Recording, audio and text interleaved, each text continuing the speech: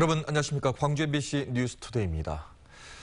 올여름 폭염이 계속되면서 축산농가들의 하루하루가 비상입니다. 해마다 여름이 되면 가축 폐사가 반복되고 있는 상황이어서 체계적인 대책 마련이 절실하다는 지적입니다. 이계상 기자입니다. 출하를 앞둔 토종 오리들이 현대식 축사에서 활발하게 움직이고 있습니다. 낮 기온이 35도까지 치솟았지만 통풍 환기 시설이 잘 갖춰져 있다 보니 오리들이 더위를 이겨낼 수 있게 된 겁니다. 한낮에는 축사 안에 안개비를 뿌려서 내부 온도를 3, 4도가량 낮춰주고 무엇보다 오리 사용 마리수를 20-30%가량 줄였습니다. 밀도가 더 적기 때문에 자기들이 원활하니 활동 범위가 넓으니까 더위로부터 더 괜찮다고 보죠. 한우 사육 축사에서도 열흘 넘게 계속되는 폭염의 노심초사입니다. 지붕에는 차광망을 덮어주고 축사 안에는 20대의 선풍기를 쉴 새 없이 가동합니다. 물과 사료를 충분히 공급해주고 축사 바닥도 깔끔한 상태를 유지해줘야 소들이 고온 스트레스를 피할 수 있습니다. 최대한 스트레스 적게 받아야만이 먹기도 잘 먹고 증체량도 더 유지가 되는 거고요. 여름철이다 보니까 아무래도 증체도 떨어지고 식욕도 떨어지고 그렇기 때문에. 하지만 상당수 영세 축산 농가들은 폭염에 사실상 속수무책입니다. 오래된 축사에서 적정 수준을 넘긴 가축들을 키우고 있고 관리 인력까지 부족해서 해마다 폭염 피해가 반복되고 있습니다. 올여름 전남 지역에서 폐사한 가축은 40만 마리에 육박해 역대 최고치를 갈아치울 가능성이 높습니다. 해가 갈수록 폭염 일수가 늘어나는 상황에서 보다 실효성이 있는 폭염 대책이 마련돼야 한다는 목소리가 높아지고 있습니다. MBC 뉴스 이계상입니다. 광주 군공항 이전 계획이 국방부의 타당성 평가를 통과했습니다.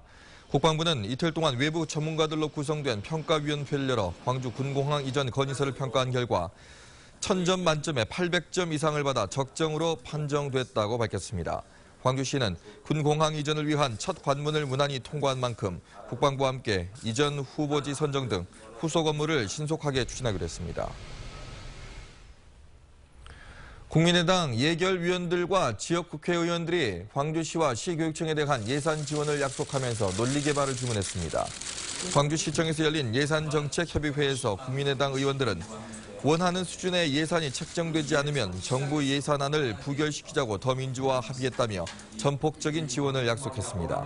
그러나 예산을 지원해달라고 요구만 하지 말고 왜 필요한지 논리와 명분을 제공해줘야 정부를 설득할 수 있다며 논리개발을 주문했습니다.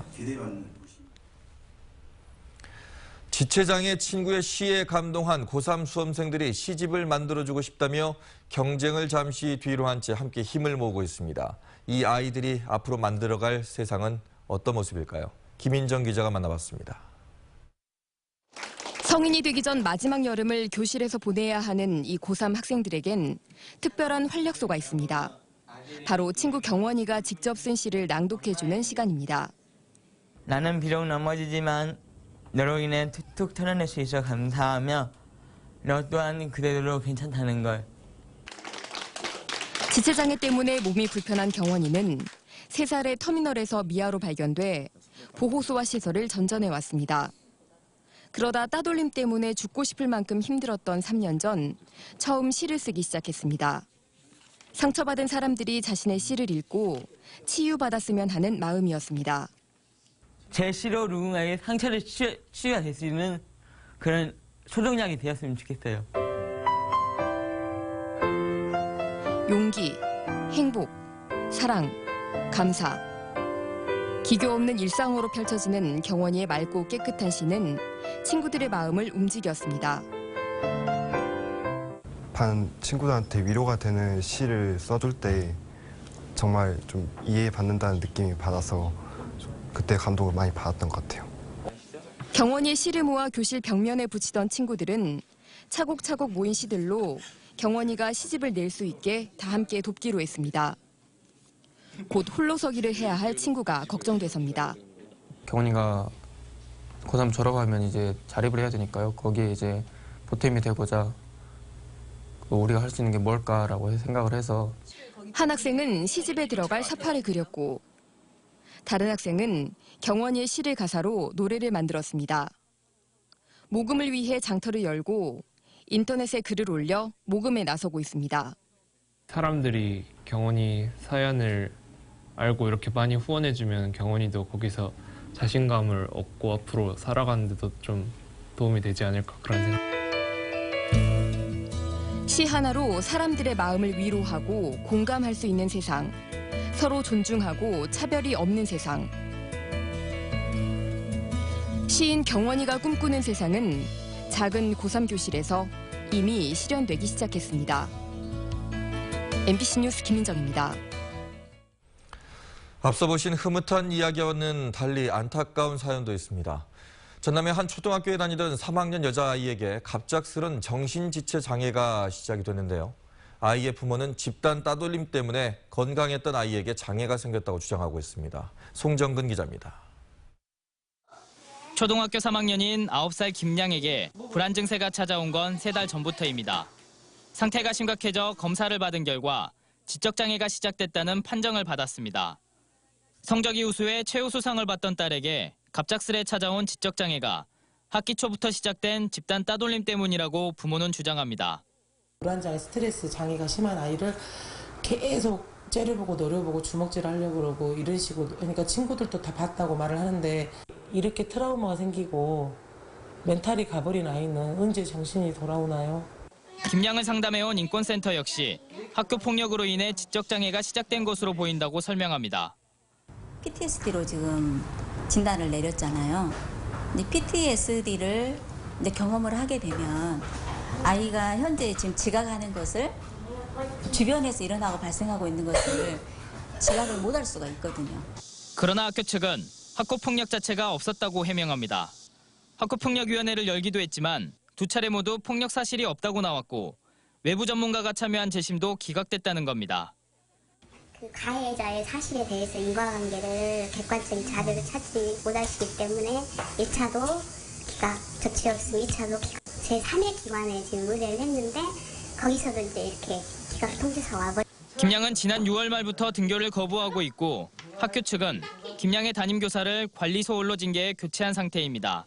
MBC 뉴스 송정근입니다.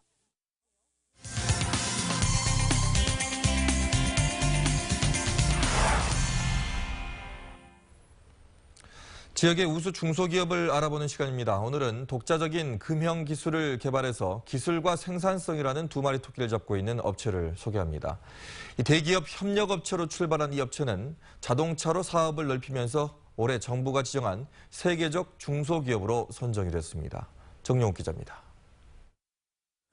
미국의 자동차 대기업인 크라이슬러나 포드, 테슬라 등에 납품되는 실내 내장용 부품입니다.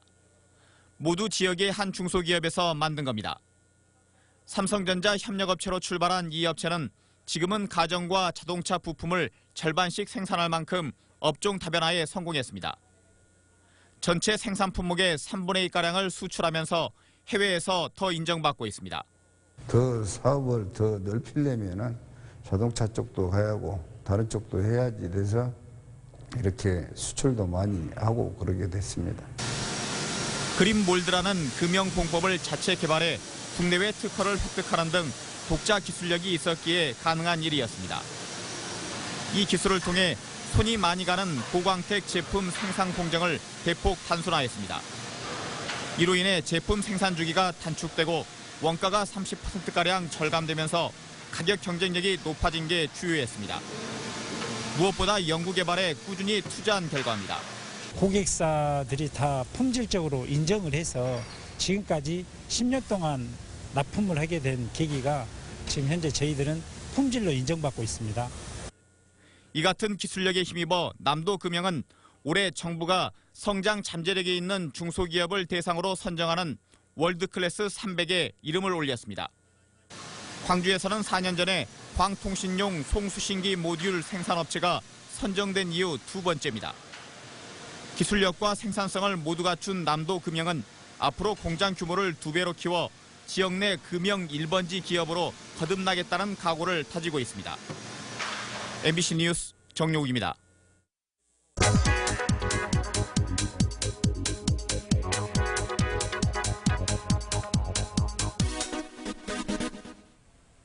여러분은 새 우편 번호를 쓰고 계신가요? 지난해 8월 6자리였던 우편번호가 5자리로 바뀌었는데요. 이번 달부터는 우편물을 보낼 때 6자리 우편번호를 쓰면 추가 요금이 발생합니다. 새 우편번호를 알리기 위한 기간이 지난 7월 31일에 끝났기 때문입니다. 기존 6자리 우편번호를 쓰게 되면 규격외 우편요금이 적용되는데요. 25g 이하의 우편물을 예로 들면 일반 요금은 300원이지만 규격외 우편물로 분류되면 90원이 추가된 390원을 내야 합니다. 또 6자리 우편번호를 쓴 우편물의 경우 배송이 늦어지거나 받는 사람에게 추가 금액을 요구할 수도 있습니다. 광주는 61과 62, 전남은 57에서 60으로 시작하는 고유번호 5자리입니다. 새 우편번호 쓰는 것 잊지 마시고 자기 집 우편번호를 모르는 분들은 우체국 홈페이지와 스마트폰 어플리케이션 우편 고객 만족센터를 통해 확인할 수 있습니다. 카드뉴스였습니다.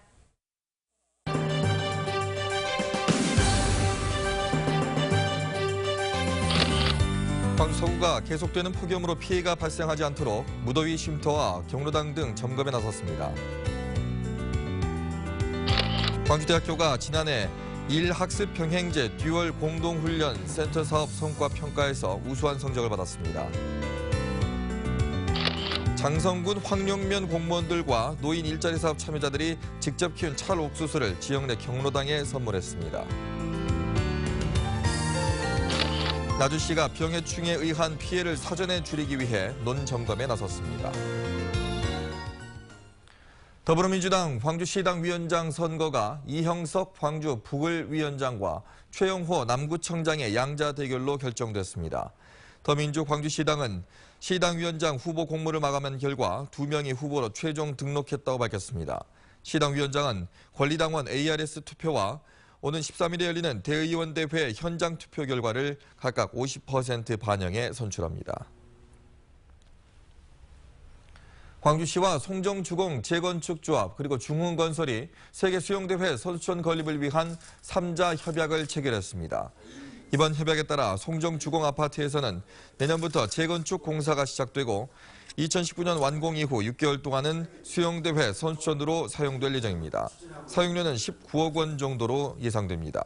광주시는 선수촌에 6천여 명을 동시에 수용할 수 있기 때문에 호텔과 대학, 기숙사 등을 활용하면 숙박 문제는 해결될 것으로 보고 있습니다. 광주시 교육청이 통학버스 안전사고가 재발하지 않도록 통학 차량 안에 안전벨과 동작 감지 센서를 설치하기로 했습니다. 이 장치들은 안전벨을 누르거나 운행이 끝난 차량 안에서 움직임이 감지될 경우에 경적이 울리고 경광등이 깜빡이도록 해서 위기 상황을 외부에 알리기 위한 것입니다. 시교육청은 유치원 안전사고 담당제를 실시하고 통학버스 안전점검도 정례화하기로 했습니다. 교육감 선거 부여 연령을 16살로 낮추는 법안이 발의돼 이목이 집중되고 있습니다. 더불어민주당 박주민 의원은 현행법이 선거권 연령 기준을 만 19살로 규정해 교육제도의 이해 당사자인 청소년이 선거와 정책 등에 제 목소리를 내지 못한 채 소외되고 있다며 법안 발의 배경을 설명했습니다.